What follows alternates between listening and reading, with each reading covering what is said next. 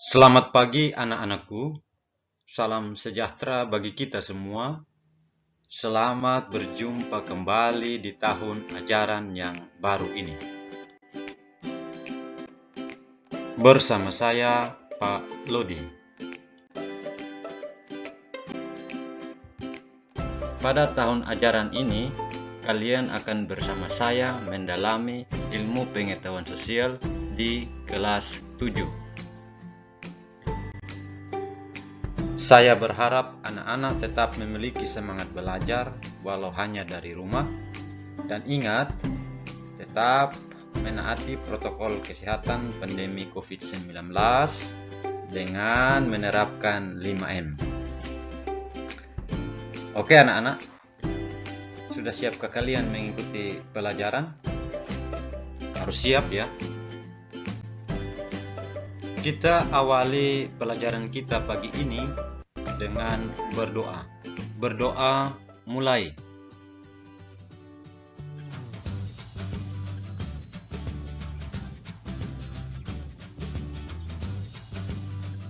Berdoa selesai. Pada seri video pembelajaran di bab pertama ini, kita akan sama-sama mempelajari interaksi keruangan dan pengaruhnya terhadap kehidupan di Indonesia. Kompetensi dasar yang harus kalian capai setelah mempelajari bab ini adalah kalian harus mampu memahami konsep ruang, interaksi antar ruang, distribusi potensi sumber daya alam dan sumber daya manusia di Indonesia, dan pengaruhnya terhadap kehidupan, baik dalam aspek sosial, budaya, ekonomi, pendidikan, dan lainnya.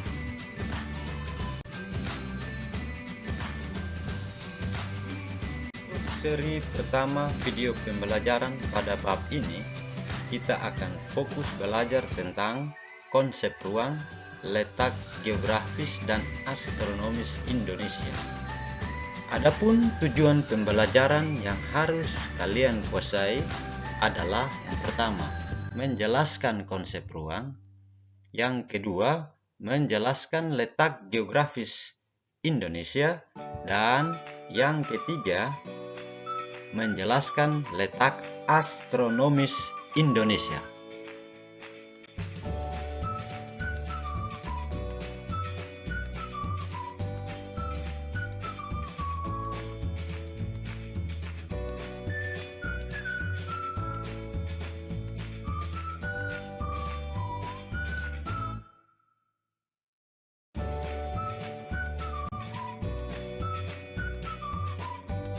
Gambar apakah ini?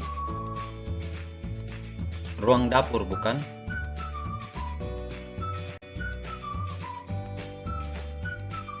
Satu gambar lagi.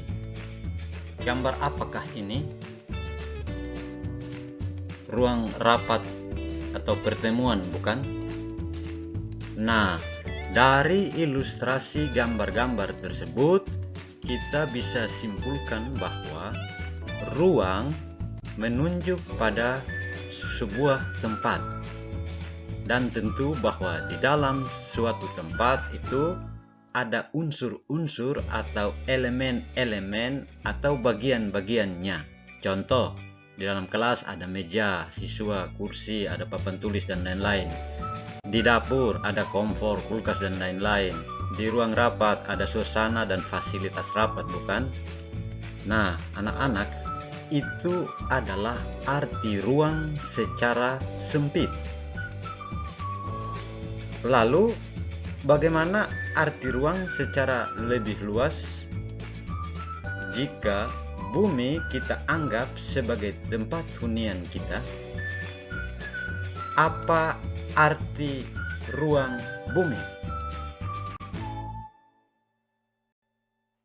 Sekali lagi, apa arti bumi sebagai sebuah ruang hidup dan beraktivitas bagi makhluk hidup, khususnya kita manusia? Apa kira-kira ya?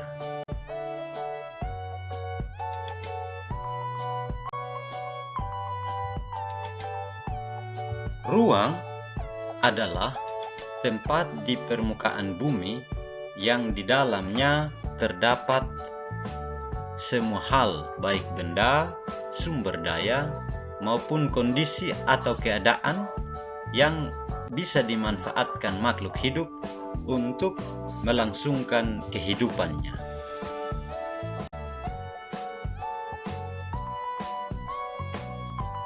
Dari uraian arti ruang tadi, dapatlah kita identifikasi bahwa cakupan atau unsur-unsur atau bagian-bagian dari ruang bumi tempat kita hidup meliputi kondisi iklim, geologis, batuan, mineral dan barang tambang, relief, tanah, perairan, flora dan fauna, penduduk, bentangan budaya, baik itu jalan, gedung, pelabuhan, bandara, permukiman, dan lain sebagainya.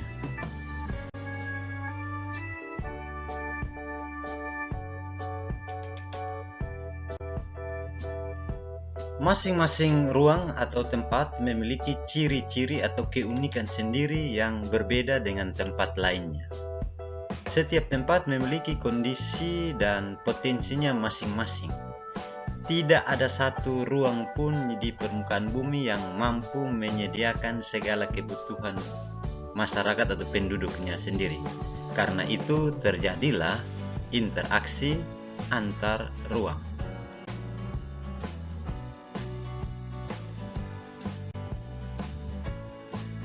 Interaksi antar ruang merupakan suatu proses yang sifatnya timbal balik dan mempunyai pengaruh terhadap tingkah laku sosial masyarakat.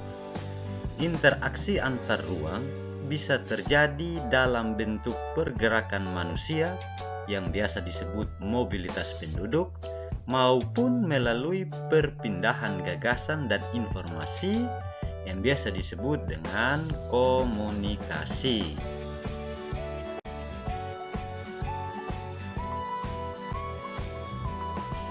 Interaksi antar ruang juga dapat terjadi melalui perpindahan barang dan atau energi yang biasa disebut dengan distribusi atau transportasi. Interaksi antar ruang terjadi juga di Indonesia. Pada bab 2 nanti kita akan lebih mendalaminya. Nah, itulah ulasan singkat tentang ruang dan interaksi antar ruang. Anak-anakku, mari kita melanjutkan pelajaran kita untuk mencari tahu letak geografis Indonesia. Karena itu, perhatikan peta berikut. Ini adalah peta Indonesia.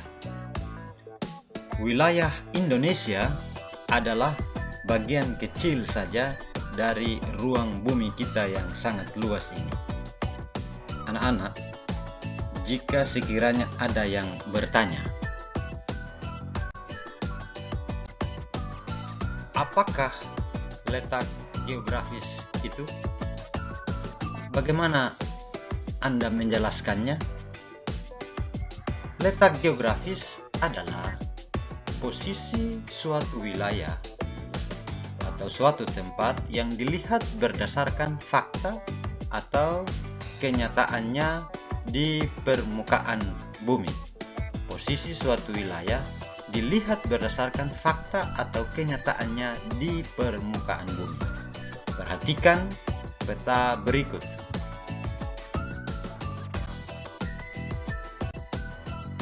Dari pengertian tersebut, dapatkah kalian mengidentifikasi dan menjelaskan letak geografis Indonesia pada peta ini?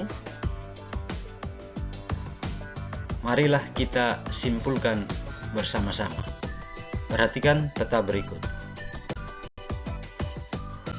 Secara geografis, Indonesia terletak di antara dua benua dan dua samudra.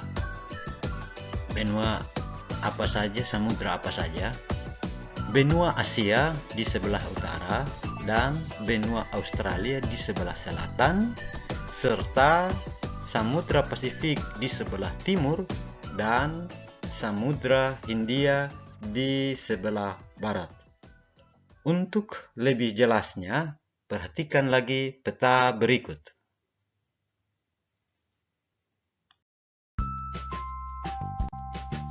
Inilah posisi geografis Indonesia. Dari peta ini tampak bahwa posisi Indonesia sangatlah strategis. Anak-anak bisa memperbanyak literasimu atau wawasan Anda dengan mengumpulkan berbagai informasi tentang keuntungan betapa strategisnya posisi Indonesia ini. Nah, dari peta-peta yang sudah ditampilkan tadi, kita juga dapat mengidentifikasi batas-batas wilayah Indonesia. Inilah batas-batas wilayah Indonesia.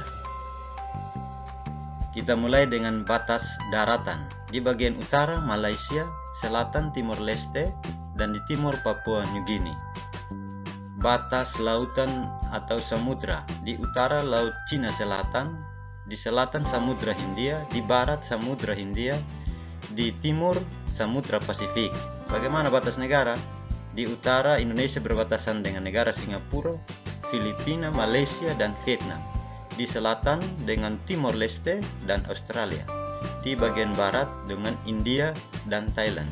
Di sebelah timur ada Papua New Guinea.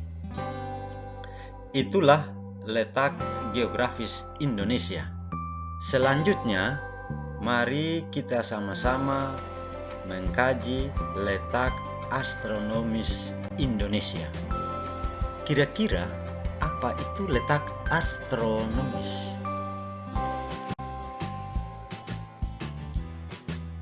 Letak astronomis adalah posisi suatu wilayah atau suatu tempat dilihat berdasarkan garis lintang dan garis bujur.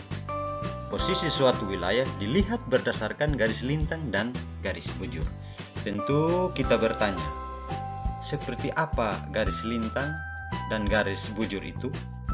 Perhatikan gambar berikut.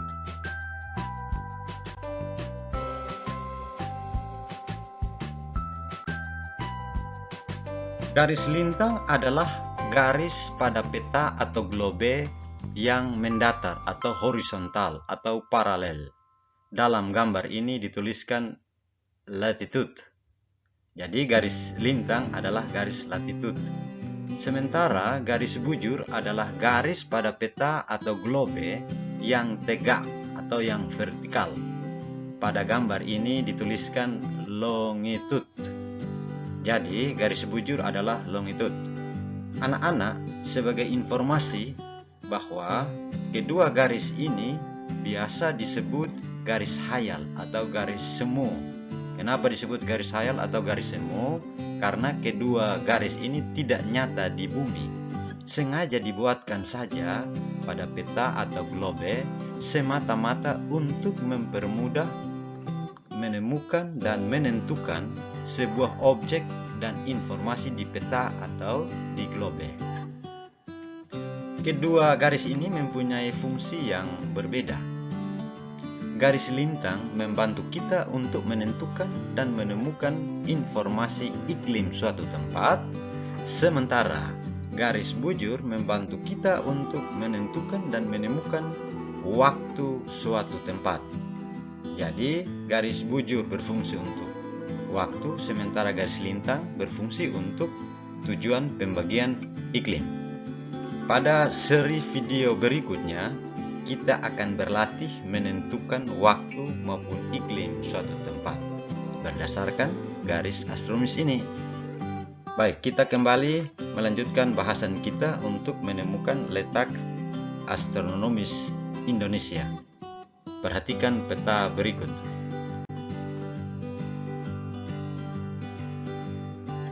Pada peta ini tampak bahwa batas paling utara, perhatikan bagian atas peta, batas paling utara Indonesia adalah 6 derajat lintang utara, sementara di sebelah selatan terlihat pada 11 derajat LS lintang selatan.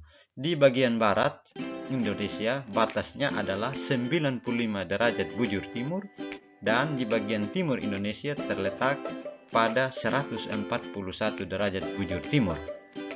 Tampak dalam gambar ini bahwa dari letak bujur tersebut di Indonesia terdapat atau terbagi menjadi 3 zona waktu.